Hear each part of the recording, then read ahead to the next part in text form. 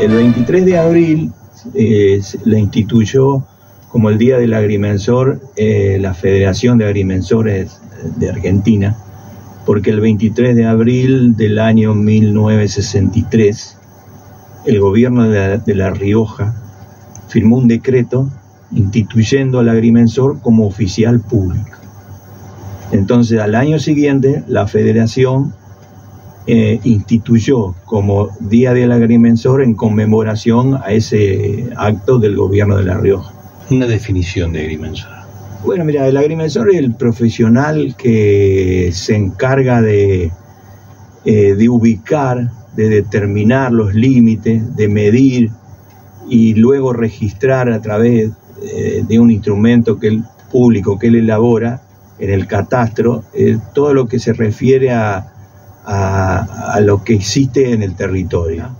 La profesión nuestra es una profesión, digamos, muy antigua.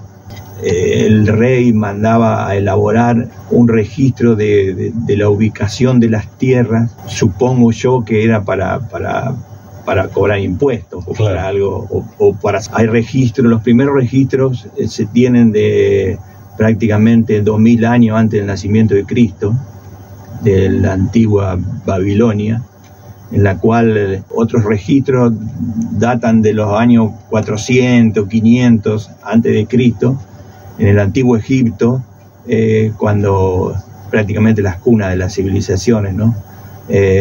Donde el río Nilo invadía, su creciente anual invadía muchas tierras y borraba todos los límites que estaban determinados en esas tierras. Entonces se llamaba a los agrimensores, que tampoco se llamaban agrimensores, claro, para que volvieran a colocar los límites nuevamente. Los límites eran con piedras, como está en Córdoba, por ejemplo. Demarcado con lo que en ese momento existiera, o sea, un mojón de madera, en ese tiempo no se usaba el hierro, se usaba madera, se usaba piedra, se usaba lo que existiera. Y el nombre de agrimensor surgió, empezaron a llamarse, primeramente en la antigua Grecia se llamaban geómatras. Después el nombre de agrimensor se empezó a colocar en el Imperio Romano, porque el Imperio Romano, dada su vasta extensión y las tierras que conquistaba y fundaba ciudades y delimitaba, construía puentes, delimitaba caminos, entonces precisaba de los agrimensores. Ahí verdaderamente se empezó a nombrar a los agrimensores. Todo terreno está registrado a través del agrimensor, de la firma profesional, de que corresponde a tal sector, a tal persona, a tal familia, y está informado no solo en la municipalidad, sino también en la provincia y en la nación. Claro, todo nace de un derecho establecido en los códigos, el derecho de propiedad. Puede ser público o privado cuando pertenece al ámbito privado de cada persona, o público cuando es para el espacio público. Eso se encarga al agrimensor de que traslade ese derecho que está en un escrito, digamos, al territorio. Entonces la persona encargada de marcar en el territorio, de establecer los límites de ese derecho de propiedad público-privado, es el agrimensor, que luego lo vuelca en algo público, que es el plano de mensura, que a su vez está inscrito en los catastros provinciales, también en los municipales donde existe, y en los catastros provinciales. Así se elabora el catastro nacional. Claro. Ahí queda registrado la superficie, las medidas, los linderos, el nombre del propietario y también la población, inclusive. La evaluación de lo que existe en ese inmueble. Sí, y aparte los inmuebles rurales también. Exacto, las colonias de inmuebles. Claro.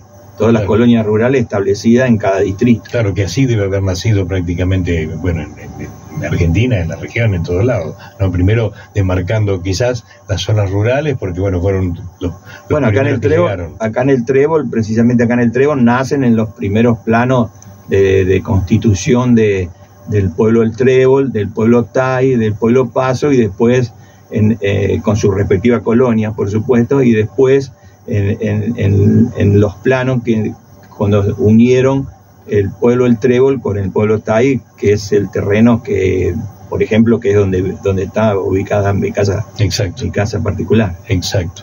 Eso fue una unión porque primeramente estaban separados los pueblos. El Trébol terminaba en la calle Río Negro y el pueblo Tai empezaba en la calle Elisa Damiano. Ahí había una zona que por mucho tiempo no se urbanizó hasta que la compraron Lisandro de la Torre y De Lorenzi y la urbanizaron. Exacto. Eso se llamó unión entre los dos. Tal es así que primeramente ahí existía solamente una calle que era el bulevar, digamos, que es la que unía la calle Río Negro con la calle Elisa Damiano. Después se urbanizó primeramente hacia el oeste y luego hacia el este. Por eso fue el Boulevard Unión.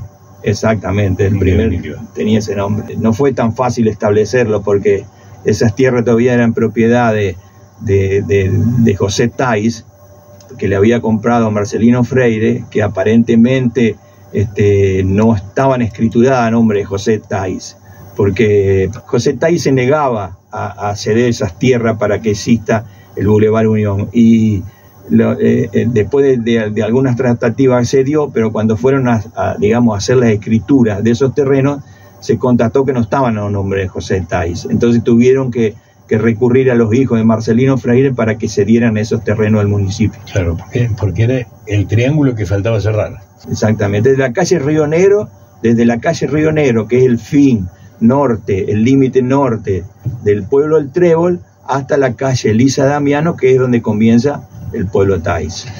Son elementos muy técnicos, ¿no?, lo que utilizan ustedes profesionalmente para delimitar no solo el lugar, sino también, bueno, la caída del terreno, la altura, la pendiente. Sí, sí. Primeramente, digamos, la profesión de agrimensor últimamente adquirió mucha notoriedad porque con los elementos electrónicos y técnicos que fueron surgiendo a partir de la era de la computación, progresó mucho la profesión. Antiguamente, cuando yo, por ejemplo, empecé, existía el teodolito y la cinta de medir. Claro. Después aparecieron los primeros distanciómetros de pequeña distancia. Después apareció un elemento nuevo que es la estación total, que combinaba el distanciómetro con el teodolito, porque el teodolito es un aparato que medía ángulos. Bien. Y la cinta se usaba para medir distancia, o sea, había que patear, ¿no? Había... Sí, y por ejemplo, la aplicación que viene en el celular para medir altura y para medir metros, ¿eso está aprobado? No. Vos, digamos... hablando de la actualidad, hablando del... Digamos, para hacer las mediciones que nosotros necesitamos una cierta precisión. Exacto. Y esa precisión las da ciertos aparatos que en este momento, digamos, ya la cinta y el teodolito pasaron de moda, la estación total prácticamente también pasó de moda, y se utilizan tecnología nueva, como es, por ejemplo, la tecnología del GPS. Pero la tecnología del GPS se basa, cualquier punto sobre la Tierra se establece en base a coordenadas geográficas que tienen sobre la latitud y la longitud y la altura sobre el nivel del mar. Bien. ¿Está? Bueno, eso antiguamente siempre se hizo eso, porque para establecer dónde estaba situado un punto en la Tierra, uno había que hacer lo que se llamaba geodesia, que era calcularle las coordenadas. Eso se hacía a través de las estrellas, porque se considera que las estrellas, al estar tan lejanas, se considera un punto fijo en el espacio. Entonces se hacían mediciones con respecto a la estrella y se determinaba las coordenadas geográficas de ese punto. Cuando se establecieron el sistema de posición global, ¿qué es? Son satélites que están en órbita geoestacionaria en el espacio que reemplazan a las estrellas.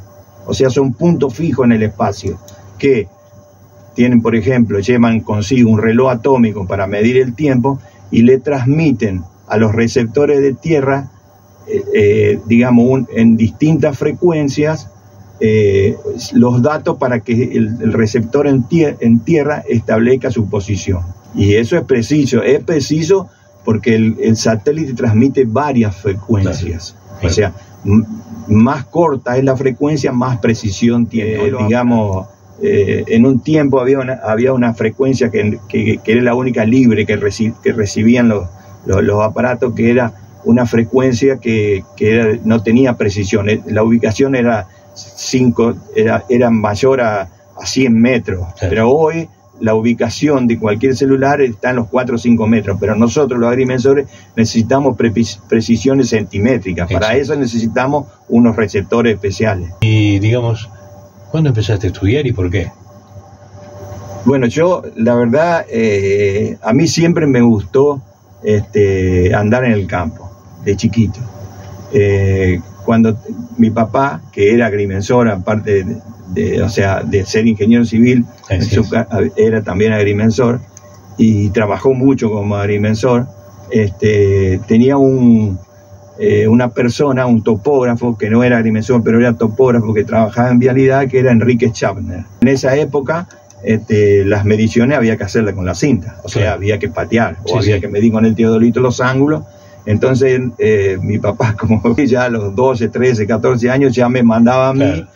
Ahí nació un poco el gusto por esa agrimensura. ¿Sí? ¿Y estudiaste en...? Yo después fui a estudiar, empecé a estudiar precisamente, me acuerdo siempre, el primer día que fui a la facultad, el 24 de marzo de 1976, un día nefasto. Bueno, por supuesto que ahí no empezaron las clases, porque ese día estaba todo cerrado, y empezamos un mes después, del año 76. Yo después, en el año 77 y mitad del 78, fui a hacer el servicio militar. Entonces, en esos años, corté la carrera, la retomé a mediados del 78 y me recibí en diciembre de 1982. Tratamos en este día de hablar del agrimensor, realmente dedicarle también a nuestro amigo Luis García, que Luis, bueno, se fue un día con una beca de Rotary Club a estudiar Mendoza y se recibió a los 60, 70 años de ingeniero, agrimensor. Claro, porque yo creo que la beca era para estudiar minería, técnico minero. Exacto. Y bueno, y hablábamos de tu estudio, de un comienzo, bueno, en un día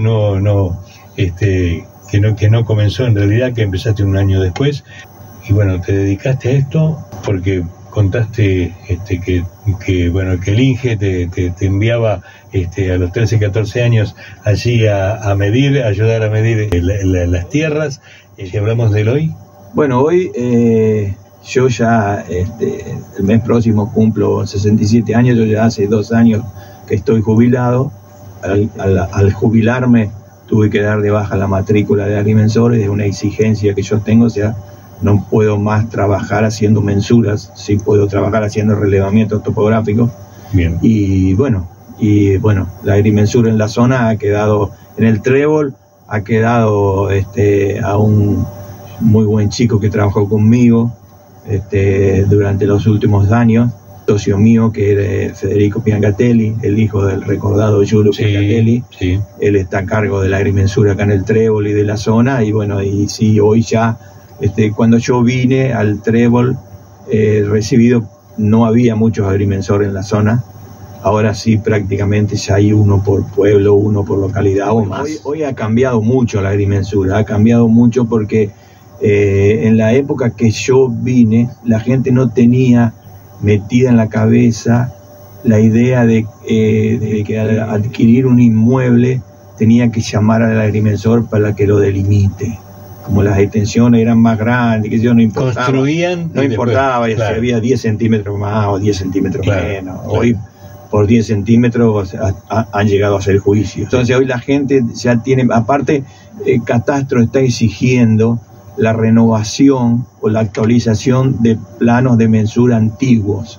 Cada tanto va suprimiendo planos de mensura del año 60, después del año 70, y debe andar por los años 80 más o menos. O sea que dentro de poco van a hacer actualizar planos de los que hice yo. Bueno, lo que pasa, Jorge y gente, es que también había que situarse en esos años, que no teníamos los equipos adecuados para medir como existen ahora. digamos, los inmuebles eran otra cosa, el campo era otra cosa, y por supuesto, yo siempre me pongo a pensar cómo hicieron esos primeros agrimensores que vinieron, por ejemplo, antes del ferrocarril, allá por el año 1860, 1870, que lo mandaron a relevar estas tierras, el agrimensor Olivi o el agrimensor Aguirre, y la verdad que no sé cómo hacían, pero sí, a caballo, con soga o con cadena, pero dentro de toda esta zona era una zona de pastizales y no había muchos montes, pero había agrimensores que fueron a trabajar en los montes, y para trabajar en los montes era una tarea que para hacer una mensura prácticamente tenías que instalarte en la estancia o en el lugar y esperar que abrieran una picada, ayudar a hacer la picada para después medirla, porque no se podía medir. La cinta métrica era lo único que existía. Yo perdí la felicidad de ir a medir al campo, porque hoy medir un campo son 5 o 10 minutos. Antes, yo me acuerdo que en las primeras veces que acompañé a mi papá, o él me acompañaba a mí, mejor dicho, por los años 80, al agrimensor se lo esperaba. Yo recuerdo haber ido a algún campo a medir, donde después de la tarea de medición nos han esperado con torta y con los chorizos. Sí. Era, digamos, y por supuesto que antes de los años anteriores, por los años 30, años 40, años 50, por relatos que yo pude leer, el agrimensor es como que se instalaba en el campo y estaba un tiempo bastante largo hasta que terminaba su tarea. Y vos imaginate, Jorge, lo que debe haber sido para esos primeros agrimensores que trazaron las primeras colonias acá, o para los agrimensores que vinieron a trazar el ferrocarril, lo que debe haber sido primero medir en un lugar que prácticamente era virgen, ¿no es cierto? Sí. Y después hacer los cálculos de esas mediciones. Sí. No había calculadora, había que hacerlo a mano, y la discusión a la luz de la vela, es mío, que no es mío, y a la luz de la vela. Claro. Y no sé si tantas discusiones, porque como el agrimensor delimitaba el límite y había que hacerle caso. Estuviera equivocado o no estuviera equivocado, había que hacerle caso. Bueno, Rodolfo, muchísimas gracias. Gracias por acercarte a la radio. Bueno, el agradecido soy yo, Jorge, que te hayas acordado de este día nuestro. Y bueno, un saludo para la audiencia y un saludo para todos los colegas también. Así es, y un reconocimiento al ingeniero también, por supuesto. Por supuesto.